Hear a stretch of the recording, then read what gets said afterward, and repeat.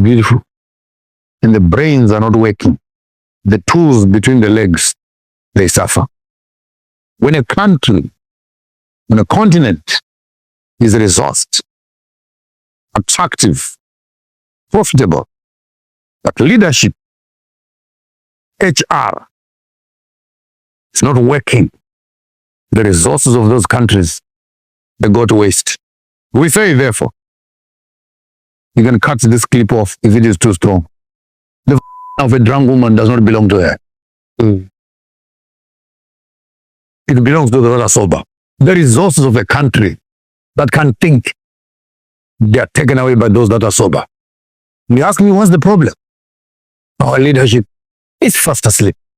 And when they are awake, they are not fully informed to the global conversation and the impact of the decisions that they are making in the short term, in the long term. Number one. Number two, they are manipulated.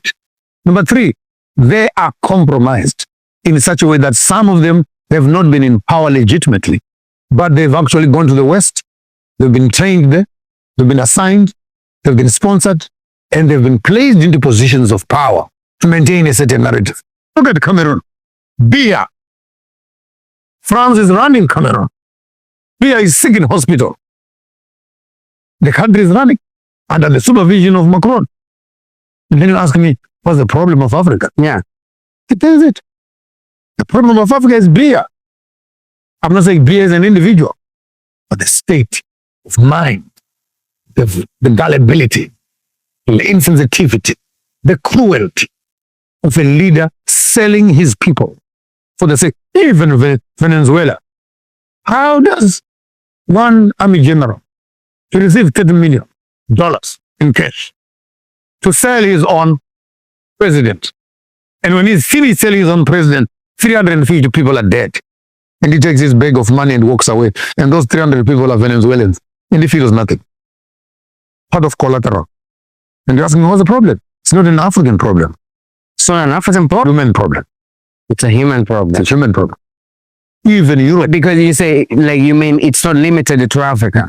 Even Europe, with the glory that you might think, how do they sleep at night? When they manufacture their weapons and they send them to Congo. And the Congolese are killing each other and their children are dying and etc. and amputating their hands. How does Apple feel with your phone? Using coltan from Congo, and yet you know this is child labor. Pretty much all of Africa are incapable of governing themselves and benefiting their citizens because the governments there are all about looting and pillaging and lining their pockets and going shopping in Paris instead of actually making their country. Hold on. And it's time for us to just put the imperial hat back on to say, we're going to govern those countries if you're incapable of governing yourselves, because enough is enough. We're done being invaded. Because our own national security risk is exactly. National security interests are at stake. You can say that about in Europe, in the United States. It ultimately comes down to a contest of what is governance. Who is governed? Which countries are governed well? And if so many of these countries around the world are incapable of governing themselves, then people on the left are going to watch this. They're going to say, wait a minute, Eric Prince is talking about being a colonialist again. Absolutely. Yes. Enough. The countries that cannot fix themselves, particularly in Africa, the worst, it's time to think about other governance options because they are clearly not capable of self-government. Our problems started when these guys became politicians. The day our military stepped into politics, they created a permanent problem in this country. Masoja wayasingazive their responsibility to guide and protect territorial integrity of this country, to maintain law and order. What are you doing being partisan as a military unit? What are you doing sidelining with a particular political party and affiliating with ZANU-PF? You are a disgrace. You are a disgrace to national security.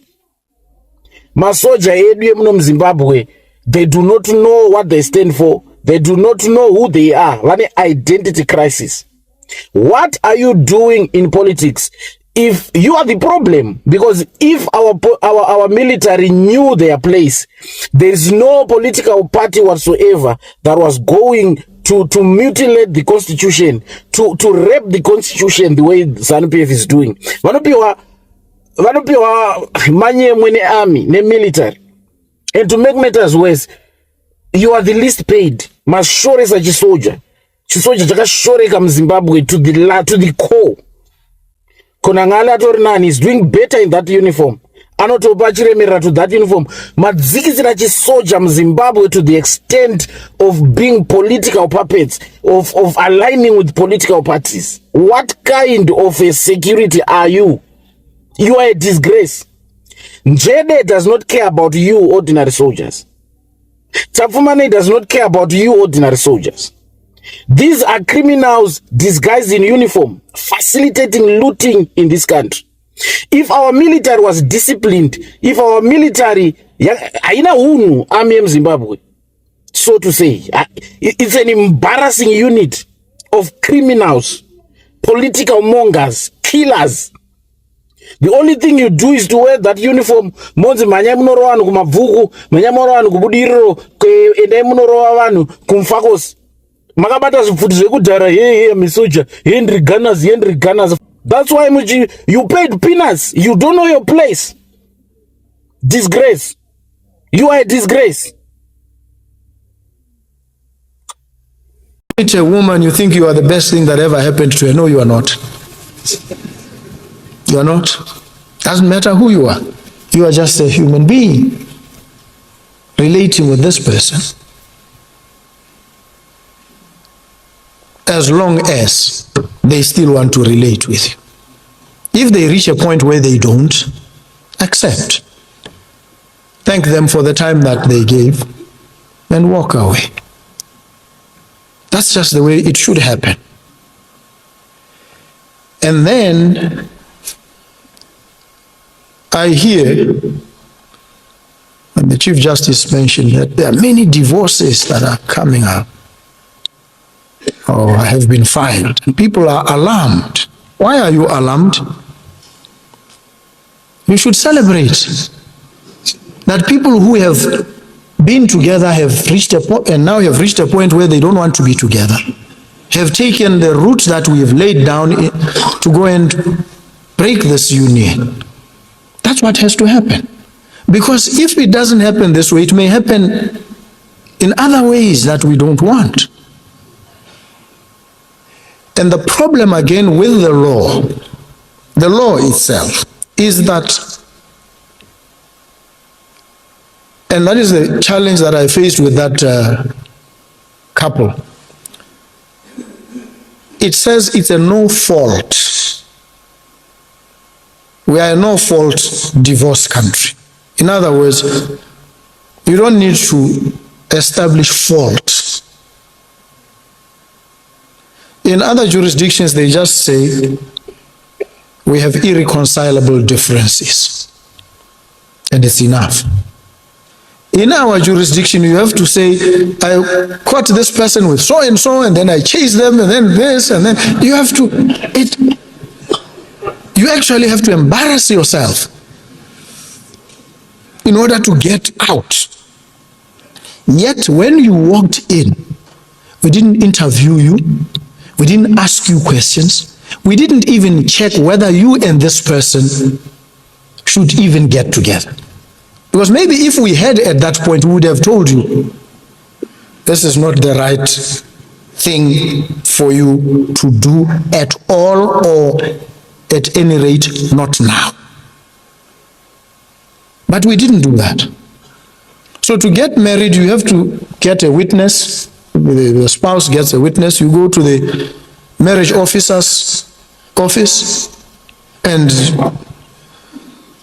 you are married. But when you want out, now you have to go to court. Now you have to allege all sorts of things. Why can't you just say, well, I think I made a mistake here. I shouldn't have gone into this thing. But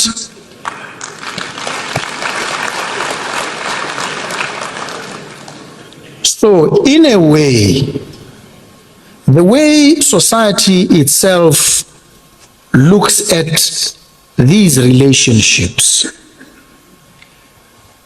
imposes expectations that are unreasonable, puts pressure on people, some of them very young, inexperienced, terribly immature at times.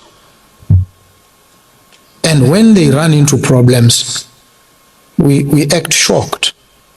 And when they go to court now to get out, we frown upon it. I'm not encouraging divorce. Let me be clearly understood. I'm not. I'm encouraging harmony. And where there's disharmony, I'm encouraging people to step back, step away even from each other, and maintain that cosmic harmony that must always prevail. And so gender-based violence arises from, it seems to me, an attitude of non-acceptance of certain realities that will from time to time strike. They may not visit you once or twice. You may think you are cursed. Each time happens. Next, keep going.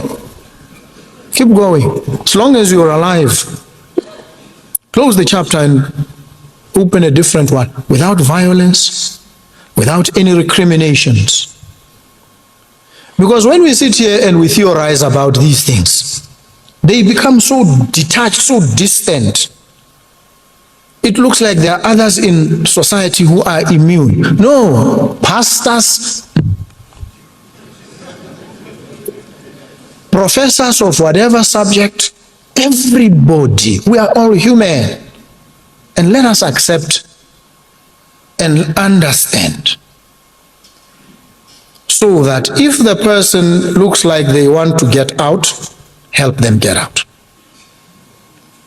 Check with them. Are you still in or out? Nicely. No fights. This is maturity, emotional, psychological maturity. But for you, it is beyond just maturity. It is part of your training, part of your psyche, a discipline that you've been trained in, and the danger that you pose because you know how to take a life. So don't take it. The reason they trained you this way is so that you appreciate. And ultimately, you respect the sanctity of human life. And gender-based violence is a gross violation of the sanctity of human life. It is a violation of the bodily integrity of a fellow human being, regardless of what this fellow human being may have done or not done. And I must raise the issue that I have raised, because not only has it been misconstrued and distorted, it has, there's an informal gathering, we call it Stingy Men's Association. There's another one called Men's Conference. After I made these remarks, I received threats from them. At the next meeting, we're going to expel you. And I wrote and said, no, you can't expel me without a hearing. You must summon me to a trial and I'll come and defend myself. But here's what I had said. And I had put it in very simple terms. I said, I'm now trying to a badge. Effectively, Mossad. I'm trying to a badge. I said this. And I believe this. I believe it. But what does it mean to give in this man? It is not transactional. Don't give because you expect something in return.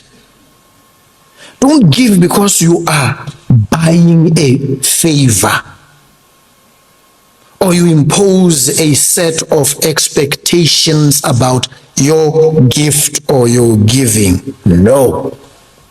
Give because it's a good thing. Makes you feel good. Doesn't matter what this person does. It's a good thing to help, to give to a fellow human being. And on this note of discipline, I know I know fully well. Uniformed, armed, trained, disciplined as you all are, you are human beings, creatures of flesh and blood. You enter into relationships. You live in families. You get married. You bear children. You face the same challenges every human being faces. You face betrayal. You are not immune from it because you are soldiers, trained. It affects everybody, all of us. It affects the best amongst us. We must also anticipate this and prepare ourselves, fortify ourselves, not so that these things don't happen to us. They will happen. They have to happen. We cannot control whether they happen or they don't happen to us, each and every one of us. What we can control, though, is how we react to all these things. You have full control over how you react. And sometimes we theorize, we speak in terms of serene detachment from the problems. We think the problems affect others and not us. They affect all of us. Infidelity in marriages, in love affairs, will strike at any point. We must understand this. And some will say, go for counseling. Well and good. Do counseling if it works for you. I'm told it works. I've never tried it. At least not in the manner that it is done, in the institutionalized manner. The type of counseling I have experienced and I have found useful. And I always want to humanize these things. Make them as human and relatable as possible. I once had a friend who went through some harrowing experience in his relationship. He was devastated, miserable. And I did not know how to deal with this. He was older than me, so I couldn't purport to have any experience that I could share. But then I remembered there was another friend who had gone through even worse and survived with such courage and fortitude. And so I decided to bring these two folks together. So I got them into the car and I drove. And I said to the one, our brother here has a problem. But before we deal with this problem, please relate to him what you have experienced. And he told the story. And when he finished, a miserable friend was smiling and laughing and asking questions and engaging. He was no longer miserable. You know why? He had weighed on the balance his problem against what this guy was relating. And he realized what he thought was the biggest problem paled into insignificance when put next to what this friend had experienced. And by the time we returned, he was no longer miserable. First, because he saw that things happen and people survive and they become happy. And he realized that he was wasting his time wallowing in misery and self-pity. And for some, actually, who don't get some intervention or the kind that I engineered for this friend, some end up brutalizing, inflicting grave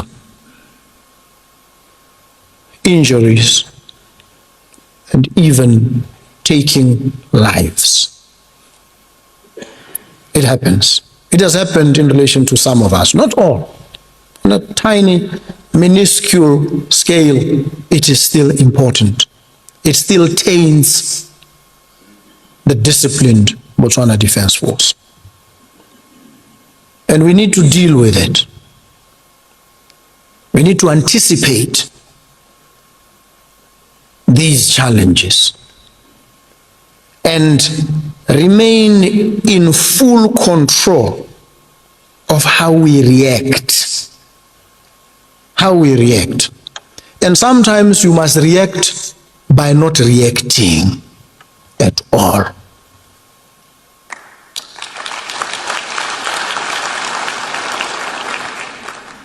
And it is very important, in fact, all the more important for you, because you, women and men of discipline, are trained to protect lives.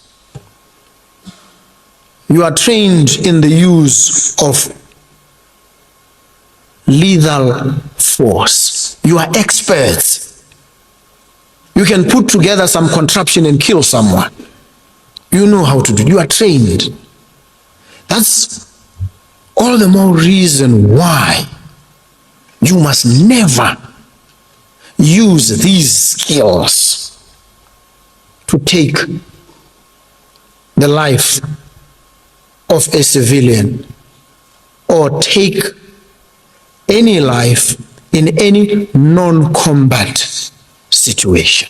Even in war, you know, when you've subdued the enemy, humanitarian laws, the conventions impose an obligation on you to be humane. You know, even in a war situation, you are not there to gratuitously and egregiously apply force and take life. No. You are there to defend, and you will take life in the course of defending, because it is absolutely necessary in the circumstances. Even our Constitution allows it. Section 4 of our Constitution says,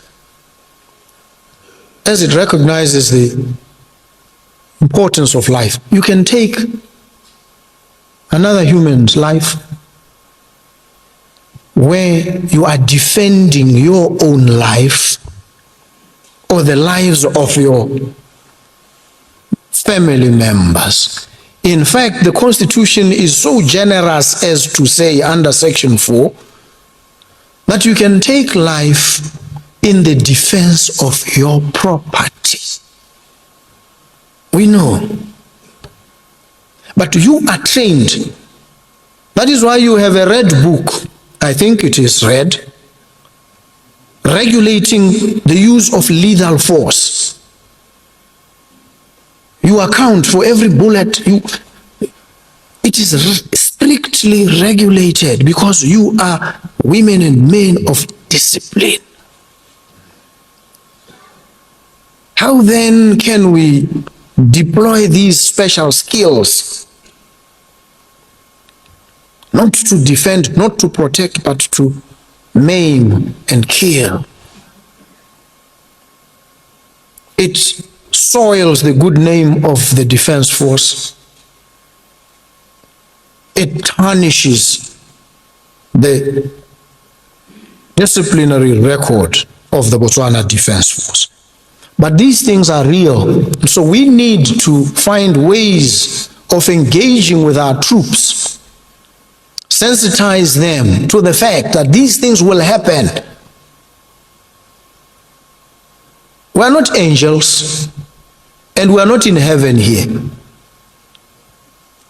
I'm sure the chaplain might share with us some experiences of how heaven sounds or how it feels. But we are here.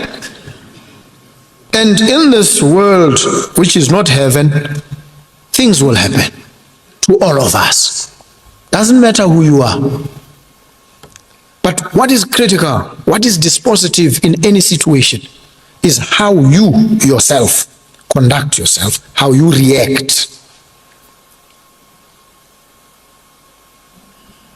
And I don't know whether I've shared this story with you, and I want to share it again. Because it not only helps, but it also casts in a particular light the Botswana Defense Force.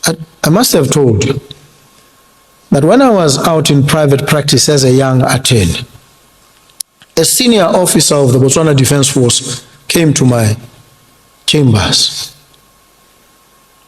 and he consulted with me. And he told me why he had come to see me. He wanted a divorce. And he related to me his experiences with his wife. And he showed me bruises on his body. He was carrying a stick. I think you call it a stick of honor. I don't know. It doesn't look like you still carry those now. I think you carry more lethal devices than just a stick of honor. But he was carrying this staff. And I listened to him. I was young and he was telling me how his wife had always assaulted him. Regularly.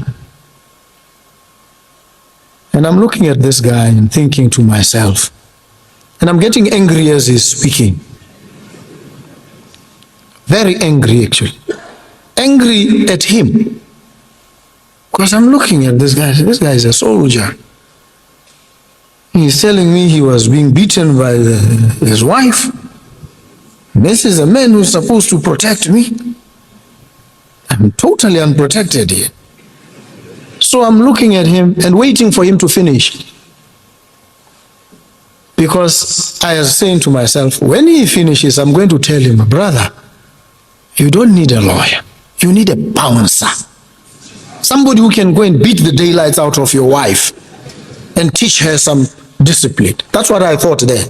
I'm telling you, I was younger then.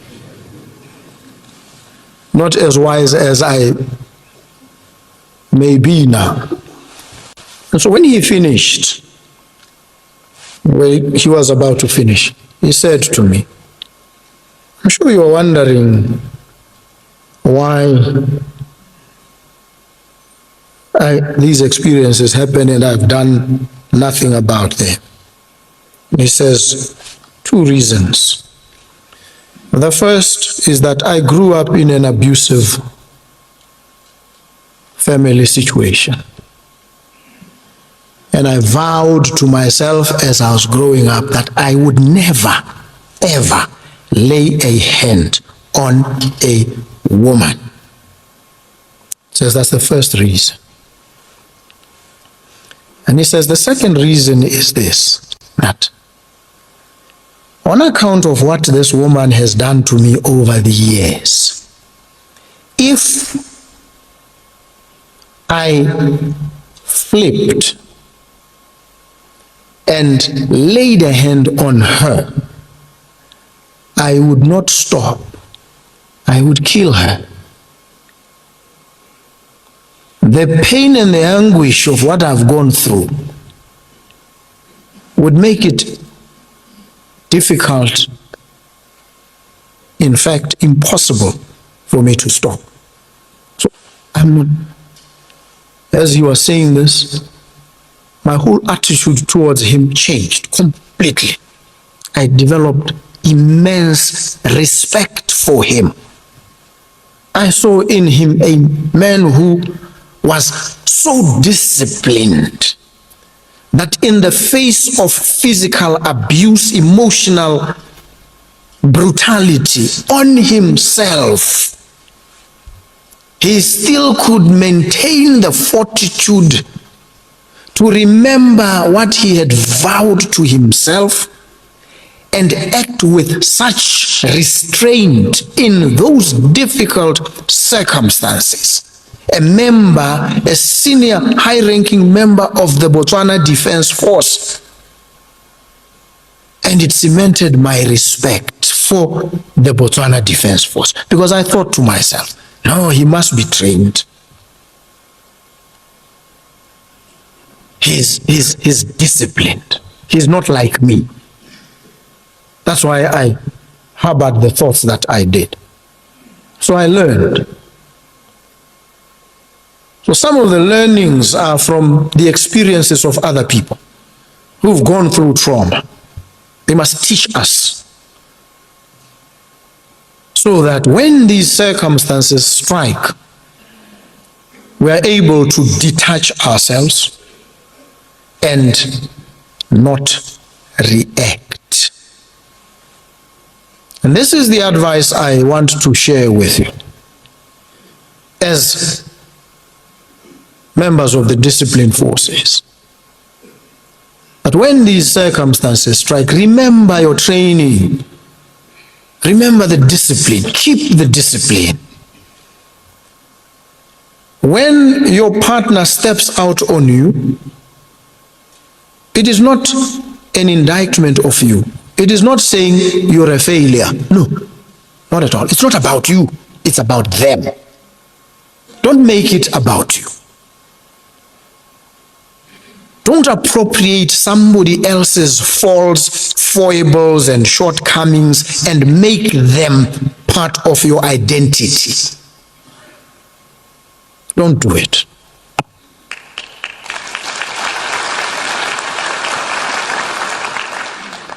Look at it and say, oh, I'm bigger than this. I'm better than this.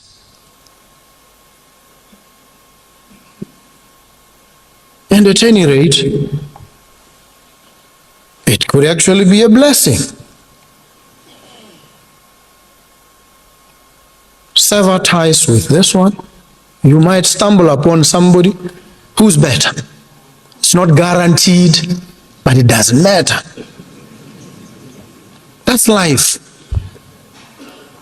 It's trial and error like that. There's no formula. There's no template. I cannot give you a template. Even the most successful relationships, the most successful, are not a blueprint. You can do what the other guy is doing and still experience this. And the last example, in this effort to humanize the discourse, a partner, former partner of mine at the law firm, who actually is now a judge, called me. He was consulting with a young lady. Says to me, come and help me here. I said, what? He calls me. What kind of case? I thought it was a very complicated case. He says, no, it's a divorce matter.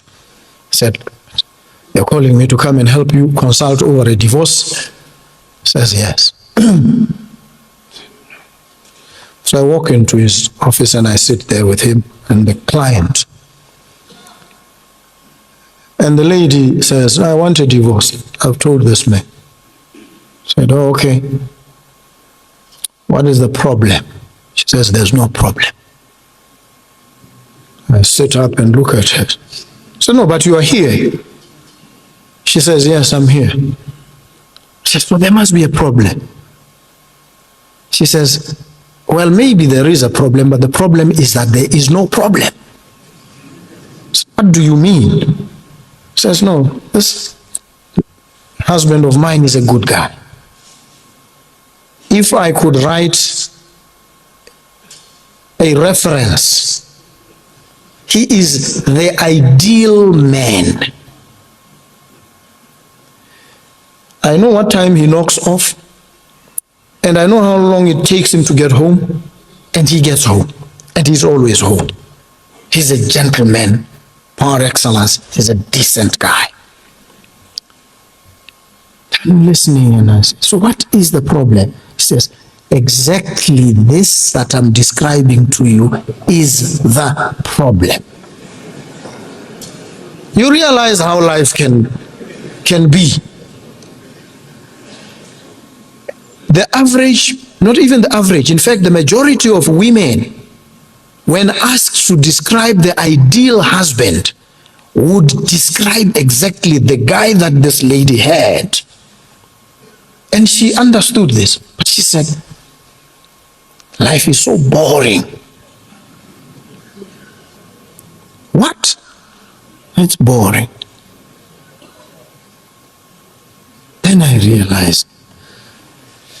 So I say, maybe I'm trying to look for a fault. Maybe there's something that you used to do before you got married that he's no longer doing now. She says, no. He's doing everything and more. But I want out. So I said to my partner in the firm, you know what we have to do? Let's call the guy. Sit him down and tell him this truth. We called him. We sat down with him. We told him, your wife has spoken in glowing terms about you. She is full of praise and admiration, but she wants a divorce from you. So, please, accept it. Let's find a way of making it happen. He was broken, he was devastated, but he accepted. He was a decent human being. It looks like even being a decent human being is not the solution. So, when things happen, it is not because you have failed or you've fallen short. No. You may actually be the very best that there is. But these things will happen because somebody feels bored, whatever that means. And so let us anticipate these, because these are the things that when they strike, they cause us to lose our bearings, lose our humanity. And people say, he was justified. There's no justification under any circumstance. It doesn't matter what your spouse may have done to you. There's no justification to inflict violence or even death. None. And I think we need to take this message to our charges, the privates, all these folks. Some of them are young. They have not experienced the world. Some of them think they are the be all and end all.